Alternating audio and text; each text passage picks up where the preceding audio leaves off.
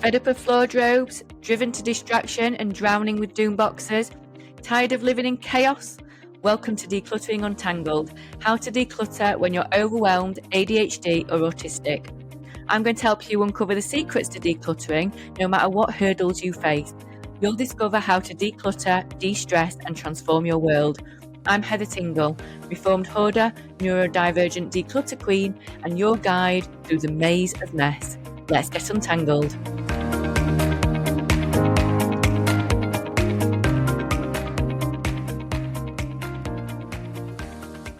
Hello Untanglers and welcome back to another episode of Decluttering Untangled with me, your host Heather Tingle. So this week I had two clients, two totally separate sessions.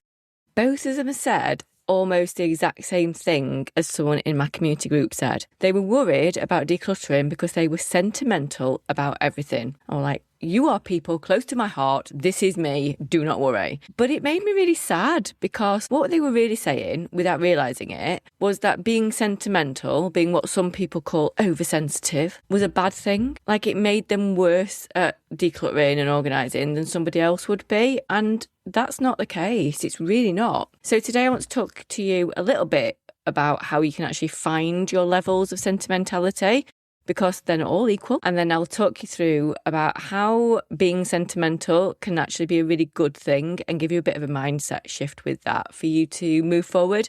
And hopefully it will make decluttering a bit easier for you. So if you are in my world, you probably know already that I don't do the whole neurodivergence is my superpower stuff.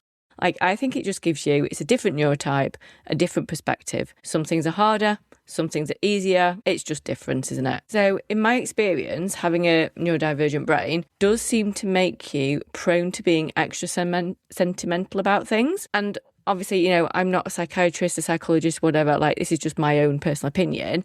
But I think it's because our executive functioning is a bit, I want to use the word wappy, and I don't know if anyone else is going to understand this word. It's a bit weird. And we struggle to prioritise something because it's hard to prioritise and it's hard to name feelings. And also we tend to have like a project or collection mindset rather than seeing things as like standalone objects. So of course decluttering is going to be harder for us. Of course it is. Like, that makes sense. But one of the reasons it made me really sad when I was talking to these people was that they were assuming that decluttering anything was going to be impossible. Now, I've decluttered my entire home, probably about, 80% of my stuff, 90% of my stuff, and I am the most sentimental person going. So do not assume automatically the decisions are going to be hard in advance, predicting the future, and you're not very good at it. So you honestly never know. If you plan it well enough, following my system, it shouldn't be scary, it shouldn't be overwhelming. So you shouldn't be worried about what the outcome is going to be before you've even started. Like, who am I kidding? Asking you not to worry, like that'd even work on me, not. But it is putting a big overwhelming barrier in place before you've even started. So limit it if you can. So instead of thinking about how much you're going to fail at getting rid of stuff, think of it in a different way, because let's work with your sentimentality. Think of it as assessing your favourites instead. And that can feel so much more positive, much easier to do. Like, if you ask me to pick my favourites, it's so much easier. Well, within reason. Like, pick a favourite spoon, easy. Pick a favourite colour or record, like music-wise, I'll be there all day. But when it comes to my things, when I've got a specific category, that bite-sized category in front of me, can I pick my favourites out? Yeah, absolutely I can. Doesn't necessarily be like in order of top 1 and then 2 and then 3, but can I pick the top 5? Yeah, I can. So look at it as picking favourites rather than having to get rid of stuff. So that can help. But also it's important to realise that sentimentality is not one like flat thing. It's not like one level. There's different levels to it.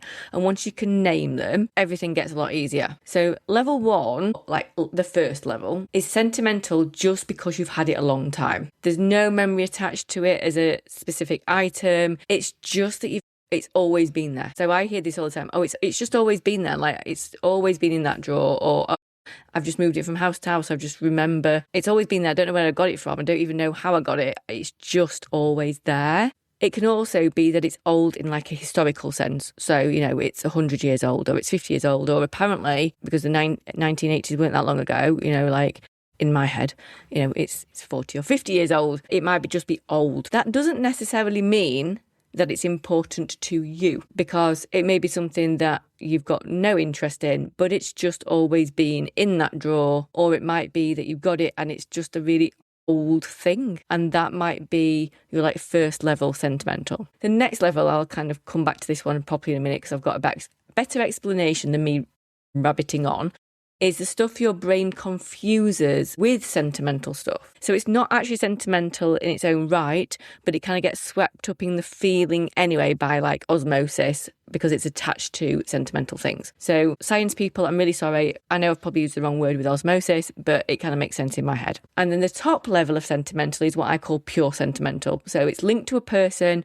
it's linked to a memory, it's really important to you. It's the stuff that you would put in a memory box, and when you're old, you will go through it and it will make you happy. It's like the story of your life, of what was important, who was important, and the things that you experienced. That's the stuff that you leave till last. Okay, so there are these different levels of like sentimentality, and then you've kind of got the sentimental but not totally pure. So like pure stuff is the stuff that's your memory box stuff. I don't know, like wedding rings, if we're going clothes, it's probably easy to say clothes. So like wedding dresses, your prom dress, your 18th birthday suit or whatever. A top that you felt amazing in when you did, when you went to your first date or dance or whatever. They are pure sentimental. And then you've got other things that feel sentimental because you are fond of them. I hope that makes sense. Okay, so they're the like different levels. There's kind of like 4 levels there. And I think being able to realise what each level is and how important it ranks for you is really useful. And then I want to give you like a practical explanation of the kind of osmosis one. The stuff that's not really sentimental, but it's attached to. So I'm sure I've talked about my trips abroad before, like a trip to Paris. When I was going through my travel souvenir stuff, I had a plastic carrier bag full of things. So postcards, receipts, ticket stubs, like that kind of thing. And there was a plain receipt from an old till. So like no cafe name on it, just a really faded price where you could barely read it for probably like a Fanta Limon.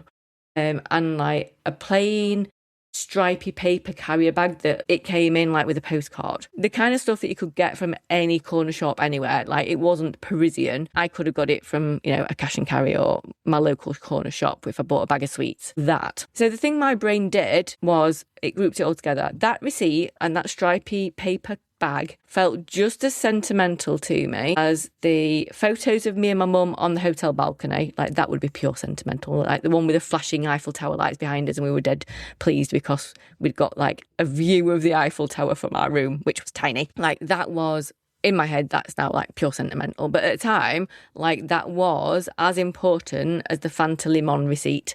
It was just as important as the ticket stubs from the places we went. It was just as important as the carrier bag from probably duty free, I think it was, something like that. Like all that was all the same level of sentimentality. And that's what my brain wanted to do. It wanted to just group it all together.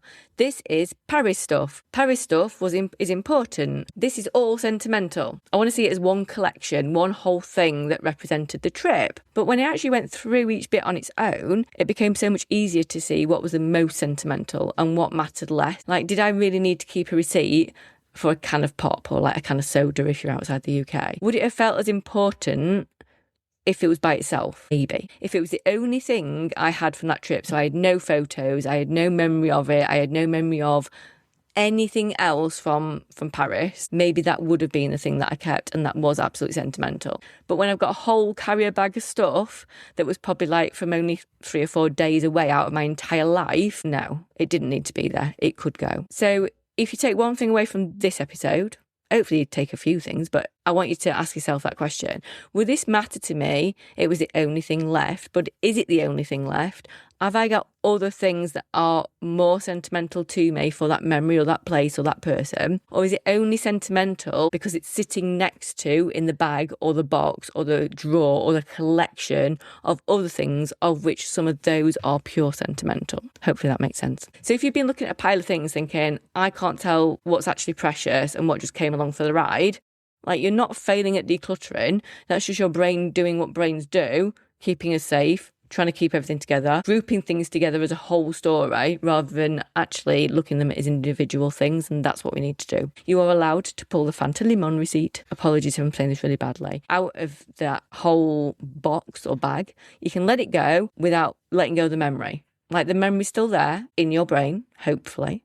You still had the trip. The photo on the balcony will still mean but it always meant like there might be a ticket stub that you keep to prove that you went, like that would be kept. So when you find your levels, you will find it easier to let go because you can let go of the lower associated levels. Hope that makes sense. Now for the positive side, because I don't want anybody thinking sentimentality is a negative trait. It is not. It might make decluttering a bit harder, yes. But you are sifting through and prioritising your memories, and that is hard. It is meant to be. We are humans. We have feelings. We care. How is that ever bad? It's not. So if you are not sentimental, it is also problematic. So everyone thinks that being utterly sentimental is really hard, exhausting work, where it's making life really difficult for ourselves. If you are not sentimental about anything, it does not mean that life is easier. What tends to happen is everything becomes easy come, easy go. It costs you so much more. It can be just as exhausting because you never get that feeling of comfort and settle. You're always striving for something else because you're not able to decide what's important. Things get chucked out, you do a mass binge, you get rid, you shove stuff on Vinted, you put it on Facebook Marketplace, things go, you get the buzz of replacing them with all brand new, and then you throw them out again 6 months later and you start all over again. Do you really think that that's easier? You can probably think of someone like that already. Always changing their things, always changing their clothes, changing their home, always changing like decorations, like always selling and giving away a loss and then buying again. If you're sentimental about things, it doesn't tend to happen the same way. Once you've decluttered properly, you take better care of what you keep. You really look after it. You really cherish it. It lasts longer because it's protected and you care. And you notice sooner when something actually needs replacing, and it can become sad to replace. But it's a gradual process that feels good when it happens because you're looking out for the right things to replace it, not just getting anything in to fill that void that you're feeling. In my eyes, it also means that you have got a lot of empathy for things and for people, and that is no bad thing at all. So before you tell yourself you're at a massive disadvantage for being sentimental about everything, maybe try looking at it a bit of a reframe instead. You're not too sentimental, you just haven't sorted your levels of sentimentality out yet, and you care about things, and that is never a bad thing. I hope that helps. So this kind of stuff, along with like practical decluttering tips and advice, I will be talking about at DeclutterCon. This is going to be my annual event. The first one is coming up in October and it is going to be genuinely epic. I cannot wait. I would love for as many of my Untangled community to be there as possible so I can meet you in real life. And for those of you who do hugs, I can do hugs and we can have a good chat about homes and we can get you on the right track. We can get you ready so you know your next steps that are right for you and you can get so much information that you need to do what you need to do. So please do check that out. Details will be in the show notes. Okay, I hope that has helped. Until next time, remember you're not alone, be kind to yourself and keep untangling.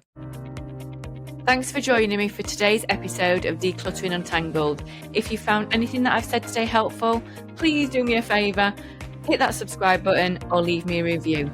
It's like receiving a virtual high five that keeps me going and lets me know that I'm helping real people out there and I'm making a difference. Please remember, you're not alone in this. I'm building a community of fellow untanglers over on Facebook. Just visit the show notes for the link to my free decluttering community. So until next time, remember, you're not alone, you're not lazy, you can untangle your life.